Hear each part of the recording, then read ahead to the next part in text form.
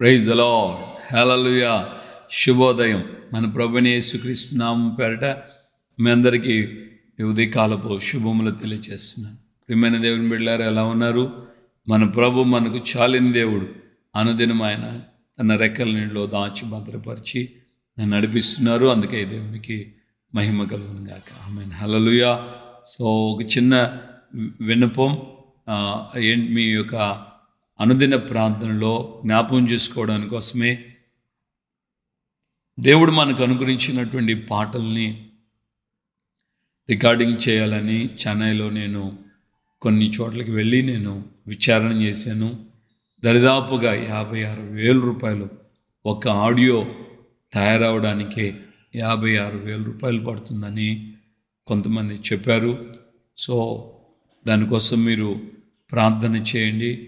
ప్రభు చిత్తమైతే దేవుడు ఏదైనా మీకు ప్రేరేపణ ఇస్తే దాని కొరకు మీరు ఈ పరిచర్యలో మీ హృదయపూర్వకమైన కానుకను ఇవ్వాలని, దానికోసం పాటలను రికార్డింగ్ కోసం బట్టి ఆడియో సాంగ్కే 6,000 రూపాయలు దరిదాపుగా, ఇంకా పెట్టే కొలది ఇంకా ఎక్కువ అవుతుంది అని కూడా అన్నారు. మనం ఒక రేంజ్లో చేసుకోవాలంటే సో దానికి 50,000-60,000 రూపాయలు ఖర్చు అవుతుంది. తర్వాత వీడియో చేపించడానికి మళ్ళీ ఒక 20,000-25,000 రూపాయలు దానికి ఖర్చు అవుతుందని నేను విన్నాను. మన దగ్గర అయితే దేవుడు తప్ప మనకు ఆ పరిస్థితి ప్రస్తుతానికి లేదు. కానీ ప్రభు చిత్తం ఆశ కలిగిన ప్రాణాన్ని ఆయన తృప్తిపరుస్తాడు. Praise the lord. ప్రార్థన చేద్దాం. మన పరిచర్యకి దేవుడు అనుగ్రహించిన ఈ పాటల ద్వారా దేవుడు అనేక హృదయాల్ని ఉల్లసింపచేసి ఆదరణ, ఆనందం కలిగింపచేయునట్లుగా మీ యొక్క అనుదిన ప్రార్థనలో దీని విషయాన్ని జ్ఞాపకం చేసుకోవాలని ప్రేమతో కోరుకుంటున్నాను. ప్రైజ్ ది లార్డ్, హల్లెలూయా.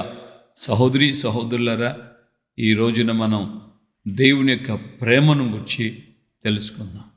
దేవుని యొక్క ప్రేమ ఎలాంటిదంటే ఆయన యందు భయభక్తులైన వారిని ఆయన ఎలా చేస్తాడట, ఆయన యొక్క సన్నిధి దూతల చేత వారిని ఆయన కాపాడుతాడు అని దేవుని యొక్క లేఖనం తేటగా చెబుతుంది. దేవుని యందు భయభక్తులు కలిగినటువంటి మన జీవితం ఆయన యొక్క దూతల చేత, ఆయన దూతల చేతను సంరక్షించబడుతుందన్న విషయాన్ని మనం మర్చిపోకూడదు. ఒక ఇద్దరు స్నేహితులు కలిసి దేవుని యొక్క సువార్తను ప్రకటించు నిమిత్తం దేవుని యొక్క సువార్త, దేవుని ప్రేమ ఎరుగని ప్రాంతాలకు వెళ్ళి వారు ఆ గ్రామాలలో, ఆ చిన్న చిన్న గ్రామాల్లో దేవుని సువార్తను ప్రకటిస్తూ ఉండేవాళ్ళు. సో ఆ గ్రామాల్లో ఒక గ్రామానికి వెళ్ళినప్పుడు ఆ గ్రామంలో ఇంచుమించుగా ఒక పెద్ద సారా అమ్మేటువంటి ఒక స్త్రీ, అక్కడ ఒక నాయకుడు యొక్క భార్య, ఇదే వారికి వ్యాపారం, సారా అమ్మటమే వ్యాపారం. సో అనేక కుటుంబాలు, చిన్న పెద్ద స్త్రీ పురుషులు తేడా లేకుండా వాళ్ళు మద్యపానానికి బాగా అలవాటు పడ్డారు. నాకు బాగా గుర్తుంది, తెలంగాణలో ఒక తల్లి నాతో చెప్పిన మాట ఏంటంటే, ఆమె తన భర్త ఎదురెదురు కూర్చొని వాళ్ళు ముందు ఈ కళ్ళు సీసాలు పెట్టుకొని భార్యాభర్తలు ఇద్దరు మాట్లాడుకుంటూ తింటూ కళ్ళు తాగుతూ ఉంటారట. ఇద్దరు కలిసే తాగుతుంటారట. నాకు చాలా ఆశ్చర్యం కలిపింది. ఎందుకంటే ఫస్ట్ టైం నేను అలాగా భార్యాభర్తలు ఇద్దరు కలిసి తాగుతాము అన్న విషయం. నాకున్న నాలెడ్జ్ ఆ చిన్న దినాల్లో ఐ థింక్ 99-2024 సంవత్సరాల క్రితం జరిగిన విషయం. స్త్రీలు తాగుతారన్న విషయం నాకు తెలియదు. కానీ ఆవిడ చెప్పినప్పుడు నాకు ఆశ్చర్యం అనిపించింది. అందుకే నేను ఆశ్చర్యపడ్డా. సో ఈ గ్రామాల్లో చిన్న పెద్ద స్త్రీ పురుషుడు తేడా లేకుండా అందరూ మద్యపానానికి చాలాగా బానిసలైపోతున్న ఆ చోటికి దేవుని యొక్క ఆత్మ ఇద్దరి స్నేహితుల్ని నడిపించారు.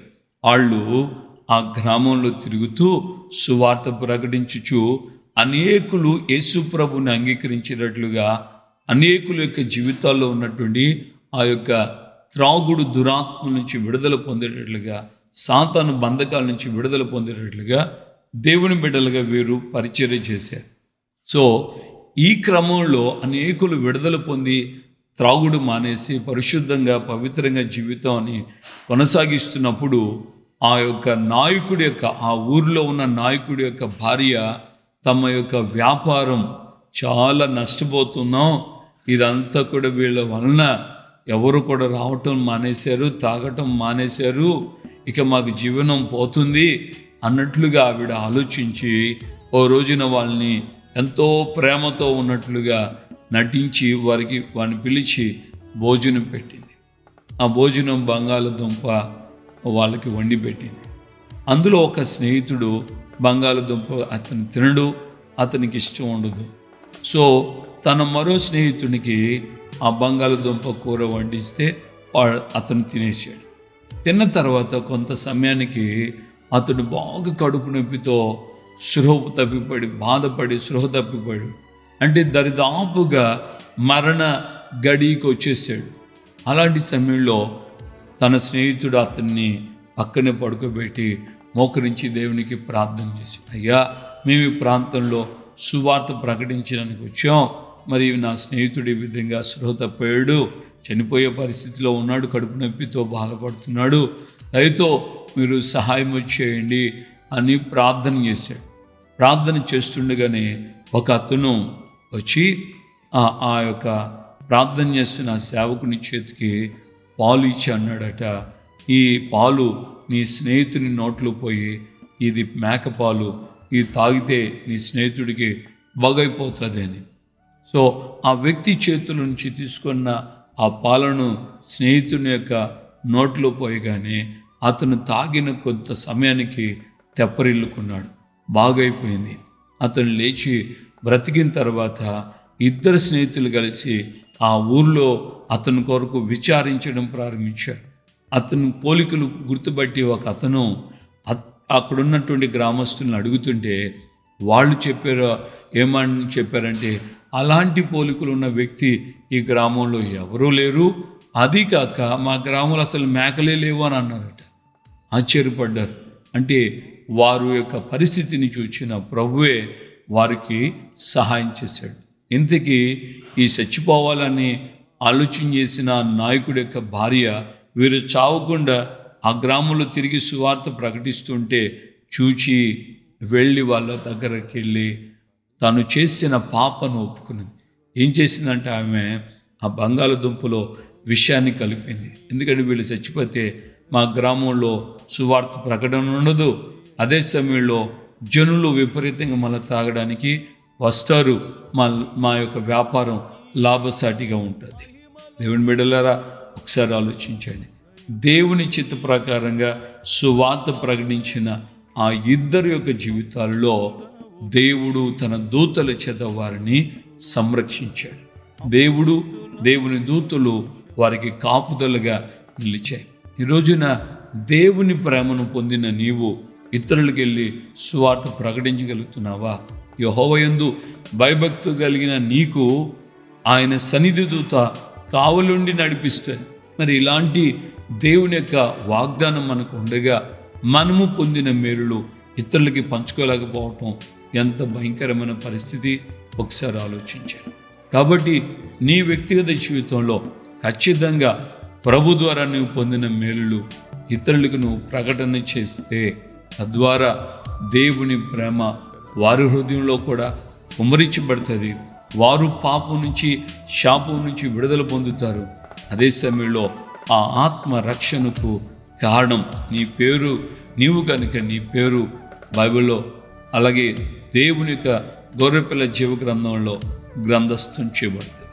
నపుంసకుడైనటువంటి వ్యక్తి యొక్క రక్షణకు ఉపయోగపడినటువంటి పేతురు జీవితంలో ఆ యొక్క ఫిలిప్పు జీవితాన్ని బైబిల్లో గ్రంథస్థం చేయగా దేవుడు మన ద్వారా రక్షణ పొందినటువంటి ఆత్మల్ని కూడా ఎవరి ద్వారా ఈ వ్యక్తి రక్షించబడ్డాడో ఆ వ్యక్తి పేరు బైబిల్లో పరలోకమందు వారి పేరు గ్రంథస్థం చేయబడతాయి. నేను దావీదు యేసన్న గారు సువార్త తిరుపతిలో ప్రకటించినప్పుడు నేను వాక్యం విని నా పాపాలు ఒప్పుకున్నాను. నా జీవితం ఆయన యొక్క వాక్కు ద్వారా నాకు బాగా గుర్తుంది. డీపర్ ఎక్స్పీరియన్స్ అన్న వాక్యం ద్వారా, నీ పడవను కొంచెం లోతుకు నడిపించు అన్న వాక్యం ద్వారా నేను రక్షించబడ్డాను. సో ఆ వాక్యము నన్ను రక్షణలోకి నడిపించింది. ఆ వాక్యం ద్వారా నేను రక్షించబడ్డాను. కాబట్టి నేను రక్షణకు కారణమైనటువంటి ఆ దైవజనుడు ఎస్ఎన్ గారి పేరుని దేవుడు గొర్రెపిల్ల జీవ గ్రంథంలో ఆయన పేరు రాస్తుంటాడు. కనుక దేవుని బిడ్డలుగా ఈ రోజున నీవు ఏ వ్యక్తిని రక్షిస్తావో, నీ ద్వారా ఎవరు రక్షించబడతారో వారి యొక్క రక్షణకు కారణమైన నిన్ను బట్టి దేవుని యొక్క పరలోకంలో ఆయన యొక్క గ్రంథంలో నీ పేర్లు రాయబడటం జరుగుతుంది. ఇదిలో కనుక మనం ప్రార్థన చేద్దాం. ఆ విధంగా మనం దేవుని ప్రేమను ప్రకటిద్దాం. ఒకవేళ లోక సంబంధంగా ఎన్ని శోధనలు, బాధలు ఎదురైనా దేవుడు ఖచ్చితంగా మనల్ని కాపాడతాడు. ఒక్క స్టెఫను హతసాక్షిగా మారినంత మాత్రాన సువార్త మానిపోలేదు, ఆగిపోలేదు. ఆ స్టెఫన్ యొక్క చావులో ఒక వ్యక్తిగా ఉన్న సౌలు పౌలుగా మారి ఎన్ని చోట్లకి వెళ్ళి సంఘాలు కట్టాడో అక్కడే దేవుని యొక్క అద్భుతమైన కార్యాలు జరుగుతాయి. సువార్త గురించి నేను సిగ్గుపడును అని అదే దైవజనుడు పౌలు చెప్పాడు. కనుక మన జీవితంలో దేవుని ప్రేమను తెలుసుకొని అనేకులకు ప్రకటిస్తూ వెళ్దాం. ఖచ్చితంగా దేవుడు మనకు ఆయన కృపను వ్యక్తపరిచి తన నామాన్ని ఆయన కనపరుచుకుంటాడు. ప్రార్థన చేసుకుందాం. ప్రేమగల తండ్రి, మీకు వందనాలు. యువతి కాలమందు నాతో మాతో మీరు మాట్లాడిన మీ అమూల్యమైన వాక్కుకే స్తోత్రాలు. నిజంగా నా ప్రభా, మీ అందు మేము భయభక్తులు కలిగి ఉంటే, మీ అందు భయభక్తులు కలిగిన వారి ఎడల మీ ప్రేమ ఎలాంటిదో మీరు వ్యక్తపరిచారు.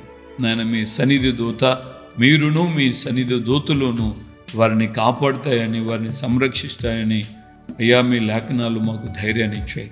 మరి ఈ రోజున మా జీవితంలో కూడా మీ ప్రేమను పొందిన మేము ఇతరులకి సువార్త ప్రకటించే విషయంలో మీ ఆత్మ ద్వారా పురికొల్పబడ్డాం. కనుక అనేకులకి సువార్త ప్రకటించుచు ప్రభువా మీ రాకడికి రాజ్యానికి ఓ గుంపు జనాంగం సిద్ధపరచబడినట్లుగా సహాయం చేయండి. సువార్త ద్వారా రక్షణ పొందిన ప్రతి ఒక్క వ్యక్తిని బట్టి ఎవరైతే సువార్త ప్రకటించారో వారి పేర్లు పరలోకమందు జీవ గ్రంథంలో వ్రాయబడుతున్నాయని మీ లేఖనాల ద్వారా మాకు విశదపరిచారు. కనుక ఈ మాటలు విన్న నీ బిడలైన మేమందరము ప్రతిదినం మేము మీ యొక్క వాక్యాల్ని జ్ఞాపం చేసుకుంటూ వాక్యానుసారంగా మేము జీవిస్తూ సువార్త ప్రకటన చేసి అనేకులు రక్షణలోకి నడిపించి పరలోక రాజ్యానికి నాయన సిద్ధపట్టుకు సహాయం చేయండి. ఘనత, మహిమ, ప్రభావాలు మీరు మాత్రమే పొందమని యేసు పరిశుద్ధ నామములో ప్రార్థన చేసి పొంది ఉన్నాము. ఆమె మన ప్రభువైన యేసుక్రీస్తు కృపయు, తండ్రి అయిన దేవుని ప్రేమ, పరిశుద్ధాత్మిక అన్యోన్య సహవాసం, సమాధానం ఇప్పుడు ఎల్లప్పుడూ సకల పరిశుద్ధులకి మనకును ప్రభు రాకడ పర్యంతం తోడై ఉండి నడిపించును. ఆమేన్, ఆమేన్, ఆమేన్. హల్లెలూయా. ప్రభువుకి వందనాలు. దేవుని యొక్క ప్రేమను మనం పొందుకోవటమే కాదు, ఆ ప్రేమను అనేకులకి మనం ప్రకటన చేద్దాం. తద్వారా అనేకులు రక్షించబడతారు. నీకు విరుద్ధంగా ఏ యొక్క ఆయుధము వర్తిల్లదు. అదే సమయంలో నీ పేర్లు పరలోకంలో జీవ గ్రంథంలో వ్రాయబడతాయి.